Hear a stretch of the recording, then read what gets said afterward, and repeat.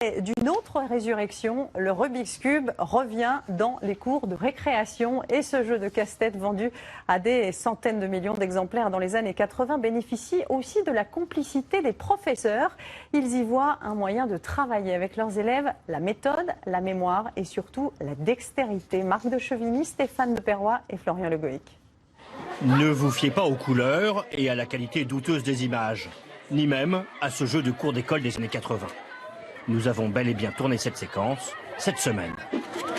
Voilà, c'est déjà mieux en haute définition. Reste le Rubik's Cube, plus qu'un survivant, un revenant.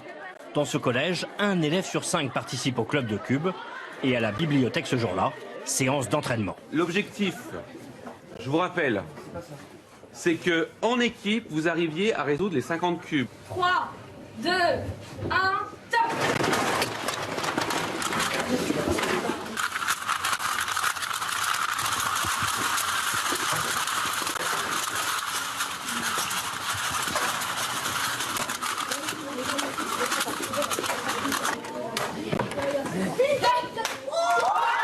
« 50 cubes en 1 minute 23.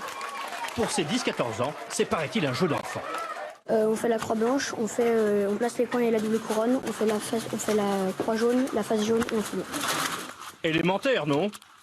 En langage d'ingénieur, cela s'appelle un algorithme. Des mathématiques donc, enfin presque. Ils ont l'algorithme dans les mains, il y en a beaucoup qui ont l'algorithme dans les mains avant vraiment d'avoir sur un papier. Et c'est ça qui fait que c'est différent des maths. Je me suis rendu compte que s'il y avait beaucoup d'intérêt en termes d'esprit logique, de raisonnement et de mémorisation.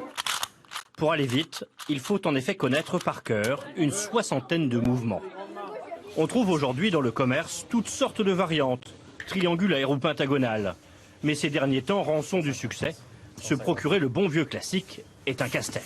On a vu vraiment le moment où ça a décollé parce que tous les enfants demandaient le Rubik's Cube par 3 et on a commencé à rencontrer des ruptures à ce moment-là. Lui garde le sourire et on le comprend. Il y a 15 ans, sur un coup de tête, il a acquis le monopole de la distribution du célèbre cube pour toute la France. Un jour, en regardant une émission de télévision consacrée à la nostalgie des années 80, j'ai vu qu'en fond d'écran, on voyait des podiums de Rubik lumineux. Et je me suis dit, c'est le moment où jamais les parents vont ressortir du tiroir les disques de Jeanne Masse, de Boy George et compagnie. Et en même temps, ils vont retrouver le vieux Rubik, ils vont dire à leur progéniture, tiens, tu vois ça, je savais faire 2 faces à l'époque, faut que tu essayes.